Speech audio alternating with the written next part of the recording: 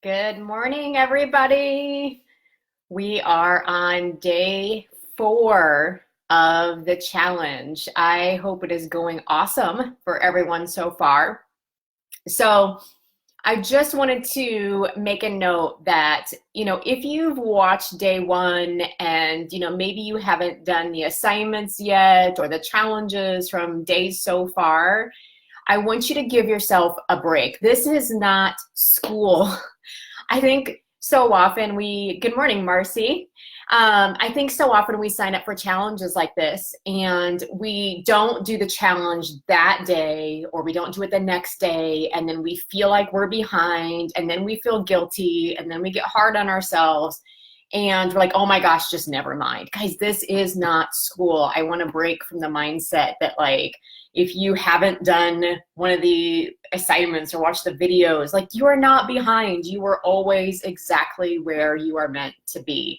In fact, I'm going to give you guys all weekend to do this stuff. We're not even going to have a final wrap-up video till Monday, and I'll talk about what time that is later. So wherever you are is exactly where you're meant to be. Have fun with it. We'll talk a little more about that tomorrow, about weaving in fun. I think sometimes we just get so focused on what we need.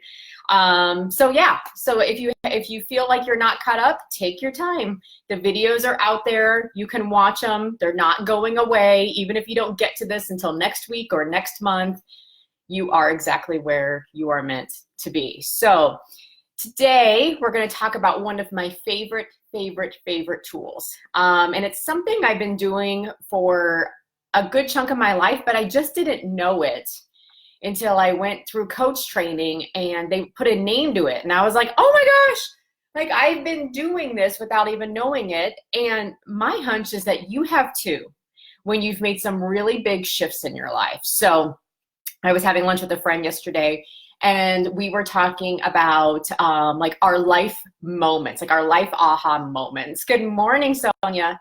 I don't know if you've ever had specific life moments where you have major ahas. Well, one of mine came in a Target dressing room, okay, of all places. Now, there's a lot of magical things that happen at Target. You guys know exactly what I'm talking about. But my Target dressing room moment came when I was shopping for food and I meandered over to the clothes. We've all done it. And I'm trying on clothes and I can't fit into some of the largest sizes of the misses section. I pull them up and there's just muffin top and I'm like, oh my gosh, this has to change. So I kind of had a click in that moment of, if I'm going to do something, if I'm not going to let, this last 10 years of weight gain escalate into, another 10, 20, 30, 40 pounds, I have to do something. But see, I was pretty discouraged because all of my efforts at losing weight in the past had totally failed. Because I did everything that the diet industry told me I should do. On January 1st, I should clean out all my cabinets. I need to go on this specific diet. I need to go to the gym for 6 days a week and run an hour on the treadmill. And I mean, you guys know the drill. You're women, you're all marketed by the diet industry. I needed to take the latest, greatest fat burner, right? Well, what would happen is I would throw myself into it. And it was such a shock to the system. And if you've ever done this, you know what I'm talking about.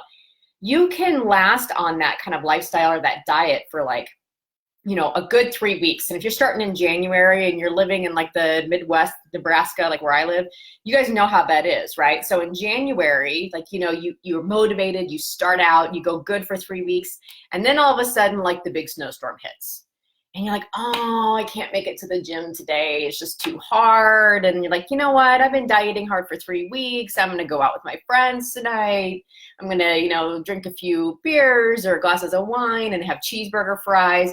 And since you blew it on Thursday, you blow it again on Friday and Saturday. You can't miss the big family dinner on Sunday. And so you find yourself over time now dieting a solid 3 days a week. You're not going to the gym hardly anymore because you've burned yourself out. And I think that's how a lot of us attack a lot of the big challenges in our life. And when we want to do things, we go all in only to burn out. Like, we've stressed our entire nervous system. Our ego is freaking out because it's like, what are you doing to me? And then we quit and we kind of label it a failure. And then we get really down on ourselves, and it just really wrecks our confidence to try and do things again. So back to my Target dressing room moment, I'd had lots of those New Year's moments, and finally something clicked. And I was like, I have to do something.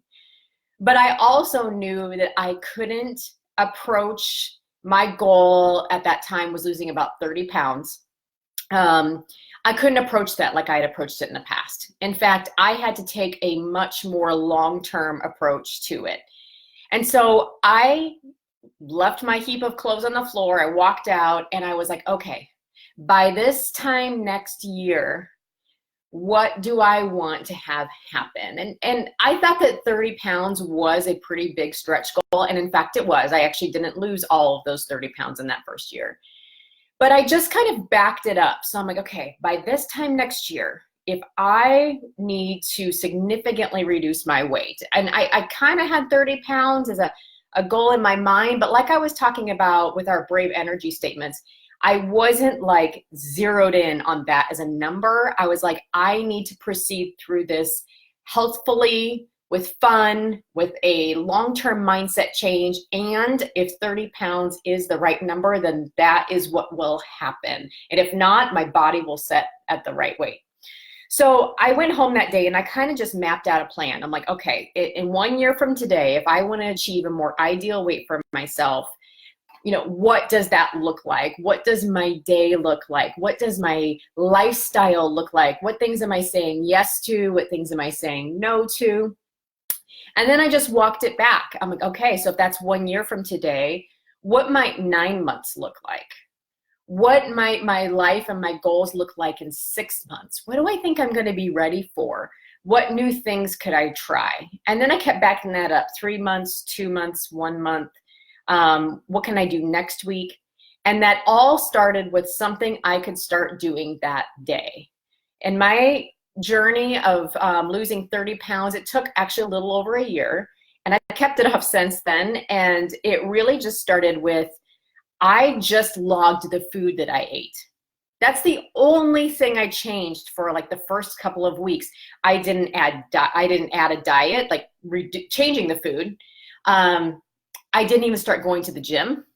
I didn't like, go rush off and start like, go to GNC and buy like fat burner pills. I didn't like lift weights, nothing. I just wrote down the food that went into my mouth. That is it. That's not even really a habit change. That was me just noticing, because I knew that I had to get comfortable with some things just in small bits at a time so that I could see bigger incremental changes. So when I got comfortable with logging my food and just noticing what I was taking in every day, then I had some more information about perhaps some changes I could make.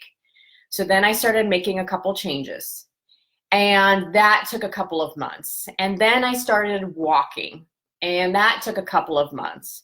And then I started going down to the gym that was at my workplace at the time, over lunch or in the morning. And I went a couple of days a week, and that took some time. And then about 9 months into it, my friend, actually the same friend I met with yesterday, she's like, hey, let's sign up for this 6-day-a-week boot camp. And then I got into that, but there's no way I would have stuck with that boot camp had I just like rushed into it, right? I was already making some small incremental changes. And so all of those little tiny baby steps, those little micro steps over time produced really big long-term results. And you look back and you're like, whoa, I've made some big progress. So why I love this tool is because those big dreams that you guys have been thinking about, the things that I've been asking you to do, whether it's by this time next year, I want to be making, maybe your goal is I want to be making significantly more money. By this time next year, I envision myself in my next level of leadership. Maybe I'm a manager and I want to be a VP, or I'm a VP and I want to be in the C-suite.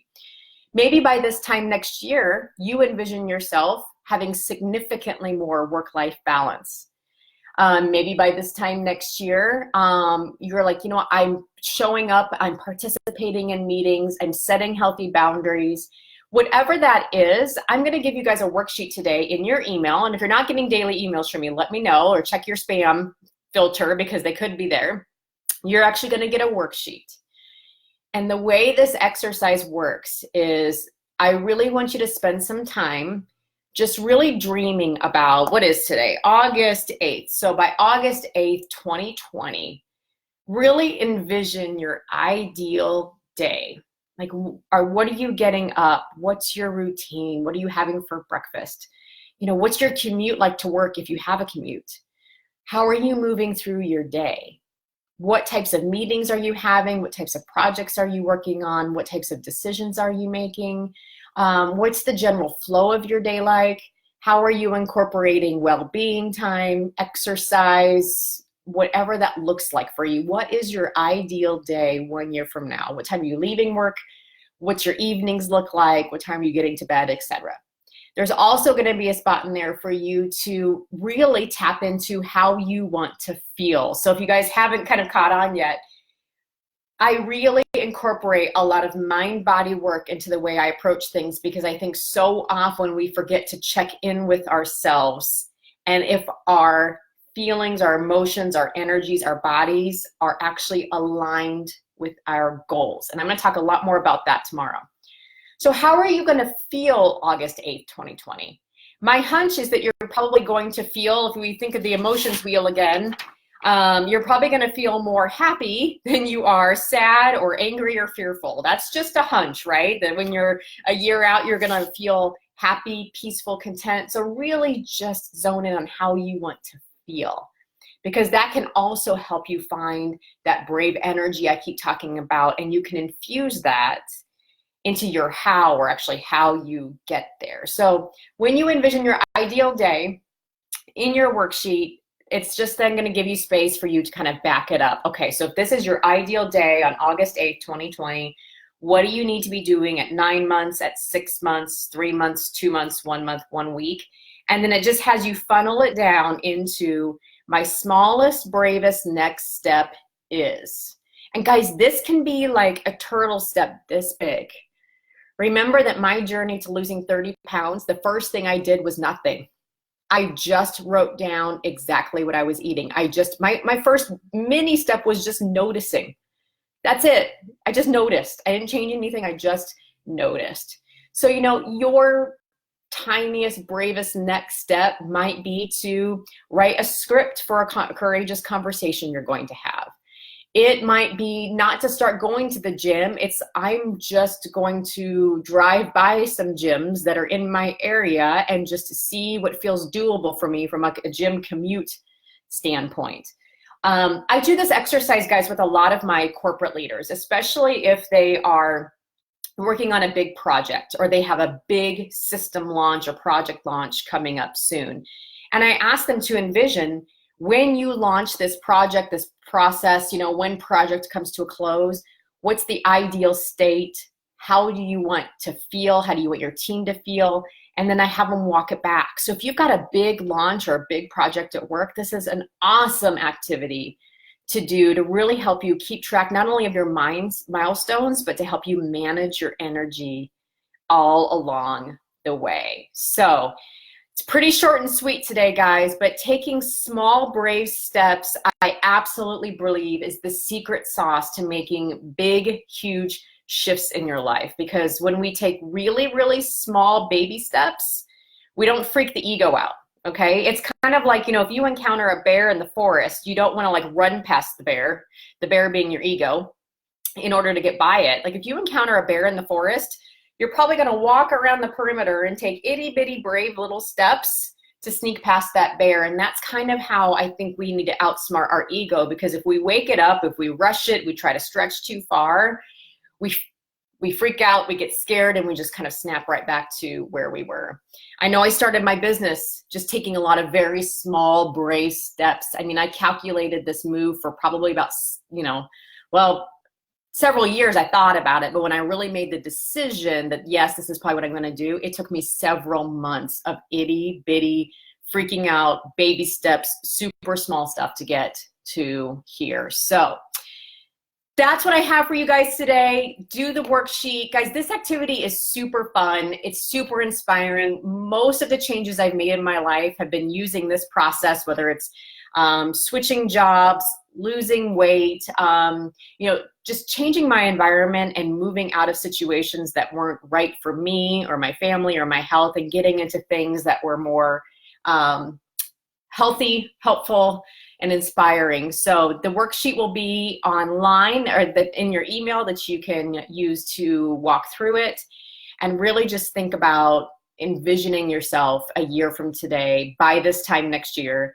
If you've seen my videos, you guys know that my family actually has what we call a Bitney board. Bitney stands for by this time next year. We actually have it hanging in our pantry, where we do it as a family. We make some goals, we hang it up. It's not fancy. It's called Post-its on a bulletin board. And of course we put it where the snacks are, because we're always in the pantry.